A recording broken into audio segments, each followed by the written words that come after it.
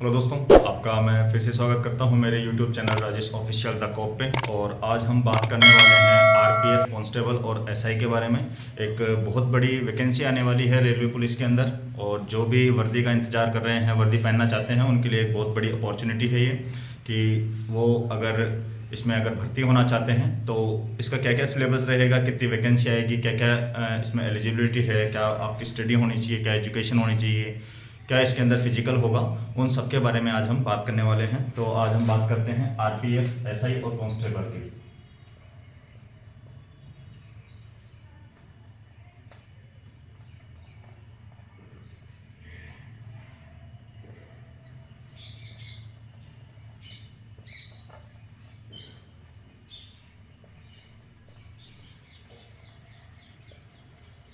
Railway protection force. तो दोस्तों, हम बात करते हैं इसके अंदर आपकी एलिजिबिलिटी क्या होनी चाहिए, क्या होती है कि जो आपको अगर आपके पास है तो आप इसके अंदर भर्ती होने के लिए आप काबिल हैं, या फिर क्या क्या आपको योग्यता होनी चाहिए, इसके बारे में हम बात करते हैं। तो दोस्तों, हम कांस्टेबल की बात करते हैं सबसे पहले।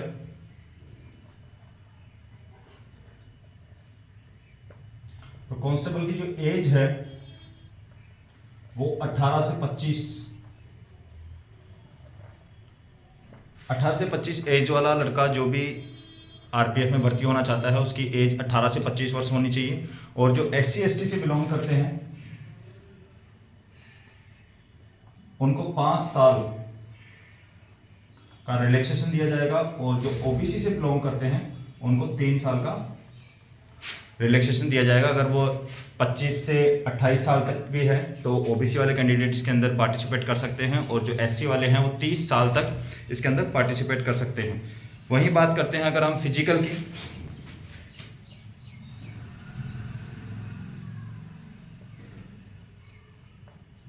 तो फिजिकल के अंदर जो मेल है, मेल की 165 और एससी एसटी की 160 सेंटीमीटर इसके अंदर हाइट होनी चाहिए। अगर कोई भी मेल कैंडिडेट अगर इसमें पार्टिसिपेट करना चाहता है तो जो उसकी हाइट है वो 165 सेंटीमीटर की होनी चाहिए, और जो एससी एसटी से बिलोंग करते हैं उनकी 160 सेंटीमीटर हाइट होनी चाहिए। वहीं पे बात करते हैं अगर हम फीमेल की, तो फीमेल की 157 सेंटीमीटर की हाइट होनी चाहिए, और जो एससी एसटी से बिलोंग करती है उनकी 152 सेंटीमीटर हाइट होनी चाहिए। अगर इतनी हाइट अगर आपकी है तो आप आरपीएफ कांस्टेबल में फॉर्म भरने के काबिल हैं, आप इसका फॉर्म भर सकते हैं। अगर एजुकेशन की बात करें तो एजुकेशन इसमें ओनली 10th पास। अगर आपने 10वीं पास कर रखी है और आपकी एज 18 से 25 के बीच में है और आपकी हाइट अगर 165 या 157 है तो आप इस फॉर्म को आसानी से भर सकते हैं, और जो भी इसकी वैकेंसी आएगी उसके अंदर पार्टिसिपेट कर सकते हैं। रेलवे पुलिस में भी जो वर्दी मिलती है वो बिल्कुल साधारण जो नॉर्मल पुलिस होती है वैसी ही मिलती है। तो आप जिनका भी सपना है वर्दी पहनने का, तो वो कोई ज़रूरी नहीं कि वो जीडी के अंदर जाए या फिर स्टेट पुलिस में ज्वाइन करे, वो आरपीएफ ज्वाइन करके भी अपना सपने को पूरा कर सकता है। वही दोस्तों, अगर आगे बात करते हैं हम एसआई की, आरपीएफ एसआई। तो एसआई का भी जो योग्यता है वो लगभग लगभग कांस्टेबल के बराबर ही है। तो इसमें अगर एज लेते हैं हम एसआई के लिए तो 20 साल से लेकर 25 साल तक है, और जो कांस्टेबल में थी वो 18 से 25 साल तक थी। और अगर हम एससी एसटी और ओबीसी का जो रिलैक्सेशन देखते हैं तो एससी एसटी के लिए वही 5 साल का है इसके अंदर, और ओबीसी के लिए वही 3 साल का है। आगे बात करते हैं इसके अंदर हम फिजिकल की। तो फिजिकल बिल्कुल कांस्टेबल के बराबर है, वही मेल के लिए 165, फीमेल का 157,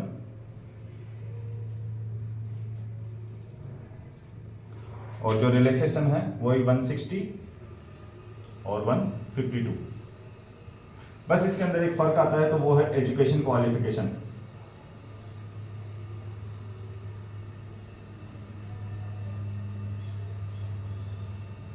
तो एसआई के अंदर एजुकेशन क्वालिफिकेशन मांगी गई है वो ग्रेजुएट होना चाहिए।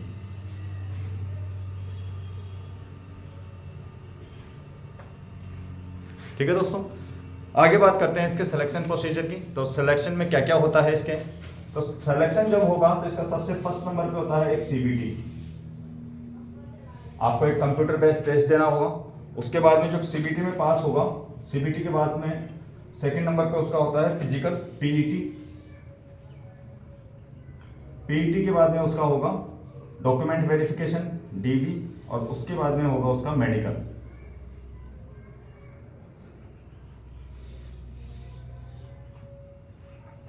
तो इन 4 प्रोसीजर से गुजरने के बाद में आपको रेलवे पुलिस की आपको वर्दी मिल जाएगी अगर आप सीबीटी पास करते हैं। उसके बाद में आपका जो पीईटी है, फिजिकल एंड्योरेंस टेस्ट होगा, उसके बाद में आपका एक डॉक्यूमेंट वेरिफिकेशन होगा, उसके बाद में मेडिकल होगा। इन चारों प्रोसीजर से आप जब गुजर जाएंगे और आप इन चारों प्रोसीजर को पास कर लेते हो, चारों एग्जाम फाइट कर लेते हो, पास कर लेते हो, तो आपके पास में एक रेलवे पुलिस की जो वर्दी है वो आप हासिल कर सकते हो। तो इसके सीबीटी में क्या क्या होता है उसके बारे में बात करते हैं। तो जो कंप्यूटर बेस्ड टेस्ट होने वाला है कांस्टेबल और एसआई के लिए रेलवे पुलिस के अंदर, वो दोनों के लिए बिल्कुल सेम होता है, सेम सिलेबस होता है, सेम क्वेश्चन आते हैं और सेम टाइम का होता है। तो बात करते हैं हम सीबीटी। ये इधर कांस्टेबल का है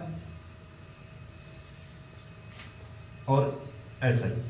तो सीबीटी में जो इसके क्वेश्चन आते हैं जीके एंड जीएस, सबसे फर्स्ट जो सब्जेक्ट है जीएस एंड जीके, इसके आपको मिलेंगे 50 क्वेश्चन।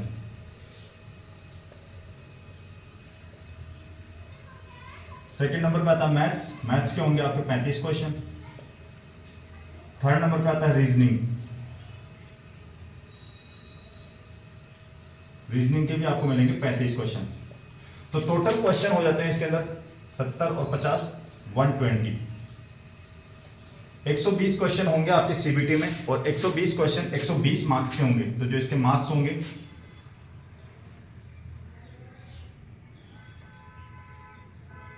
120 नंबर का पेपर होगा जिसमें 120 क्वेश्चन आएंगे। और अगर हम टाइम की बात करते हैं तो टाइम आएगा जो इसका है 90 मिनट्स, मतलब 1.5 घंटे का आपको टाइम मिलेगा 120 क्वेश्चन करने के लिए। उसके बाद में बात करते हैं एसआई के लिए। तो एसआई के लिए भी वही जीके के क्वेश्चन, वही 50 क्वेश्चन होंगे, वही मैथ्स के 35 क्वेश्चन होंगे और वही रीजनिंग के 35 क्वेश्चन होंगे। सेम 120 क्वेश्चन होंगे, 120 मार्क्स के होंगे और जो टाइम होगा वो भी 90 मिनट ही मिलेगा, बिल्कुल कांस्टेबल के बराबर। बस फर्क इतना है कि जो कांस्टेबल का पेपर होगा वो 10th लेवल बेस का होगा, 10th बेस का, और जो रेलवे पुलिस एसआई का पेपर होगा वो ग्रेजुएशन लेवल का होगा। तो जो भी आप तैयारी करें, कांस्टेबल की करें या एसआई की करें, वो अपने हिसाब से आप जिसका भी फॉर्म भरना चाहते हैं कांस्टेबल आपकी एजुकेशन के हिसाब से। तो आप अगर ग्रेजुएट हैं तो आप ग्रेजुएट होकर अगर आप एसआई की तैयारी करते हैं तो एसआई के साथ साथ ऑटोमेटिकली आपकी जो कांस्टेबल की तैयारी है वो ऑटोमेटिक आपके कांस्टेबल की तैयारी उसके साथ साथ हो जाएगी, क्योंकि इसका लेवल हार्ड रहेगा एसआई का और इसका थोड़ा इजी लेवल होगा। तो आप जब इसकी तैयारी करते हो तो कांस्टेबल की तैयारी आपके उसके साथ साथ होती जाती है। तो आप दोनों एग्जाम देने के लिए एलिजिबल हैं। अगर आप 10th पास हैं तो आप 10th पास होने के कारण आप केवल जो कांस्टेबल का पेपर है उसका फॉर्म भरिए और उसकी तैयारी करिए। ठीक है दोस्तों, आगे बात करते हैं इसके सैलरी की कि इसमें क्या सैलरी मिलती है।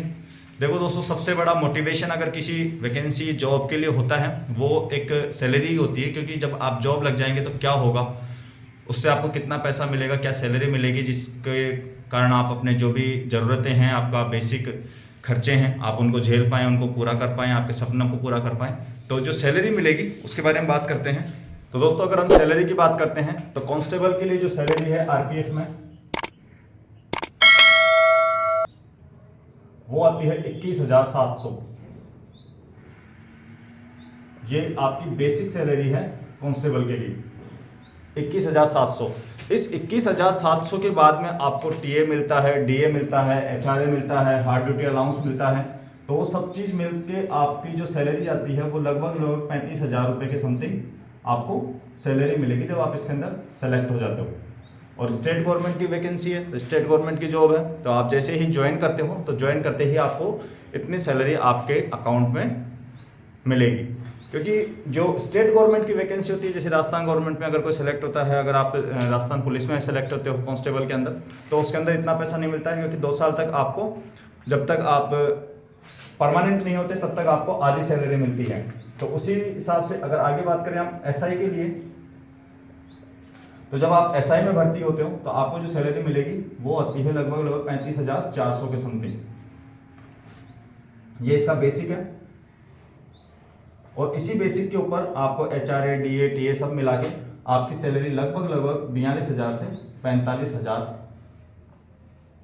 आपको मिलती है। आपके फर्स्ट मंथ की जो सैलरी आपके अकाउंट में आएगी वो लगभग इतनी आएगी। तो आप देख लीजिए दोस्तों, अगर आपको इतनी सैलरी आपके अकाउंट में लेनी है, अगर आपको सरकारी खाते से पैसे लेने हैं, अगर आपको अपने सपने पूरे करने हैं, वर्दी पहननी है, तो आपको जो 4 सिलेक्शन प्रोसीजर बताए हैं उनसे पास होना होगा। उसके बाद में जो सिलेबस है उसकी तैयारी करनी होगी। आपको अपने जो भी मेहनत है उसका 100% देके आप इस भर्ती के अंदर सेलेक्ट हो सकते हो। और ये एक बम्पर भर्ती आने वाली है रेलवे के अंदर, तो जिनका भी सपना है वर्दी पहनने का, वो सपना आप यहाँ से पूरा कर सकते हैं। जो भी एसआई की वैकेंसी की तैयारी कर रहे थे, पहले राजस्थान पुलिस एसआई की तैयारी कर रहे थे, जिनका नहीं हुआ सिलेक्शन, तो उनके पास में एक बहुत अच्छा मौका है। वो यहाँ पे अपना फॉर्म भर के अपनी जो भी योग्यता है उसको आप यूटिलाइज़ कर सकते हैं। आपने जो मेहनत करी है वो आप यहाँ पे देके इस भर्ती के अंदर पार्टिसिपेट करके अपना सपना पूरा कर सकते हैं। तो दोस्तों, ये थी रेलवे पुलिस की एसआई और कांस्टेबल की भर्ती। अगर और भी कुछ इसके अंदर अपडेट आता है तो मैं आपको जल्दी ही वीडियो प्रोवाइड करवा दूंगा। आज की वीडियो में इतना ही। Thank you. जय हिंद।